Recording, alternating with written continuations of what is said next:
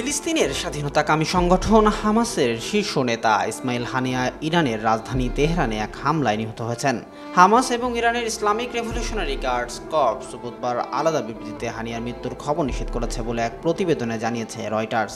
ইরানের নবনির্বাচিত president Masoud পেজেশকিয়ানের অভিষেক অনুষ্ঠানে যোগ দিতে মঙ্গলবার তেহরানে গিয়েছিলেন হানিয়া। যে ভবনে তারা অবস্থান করছিলেন সেখানে হামলা চালানো হলে হানিয়া এবং তার একজন দেহরক্ষী নিহত হন। হানিয়ার মৃত্যুতে শোক প্রকাশ করেছে হামাস। তারা বলেছে, তেহরানে হানিয়ার বাসস্থানে জাইনবাদীদের বিশ্বাসঘাতক অভিযানে তিনি নিহত হয়েছেন। গোষ্ঠীটি বলেছে, ইরানের প্রেসিডেন্ট পেজেশকিয়ানের অভিষেক অনুষ্ঠান শেষ হওয়ার পর বুধবার ভোর রাতে হানিয়ার ওপর হামলার ঘটনা ঘটে।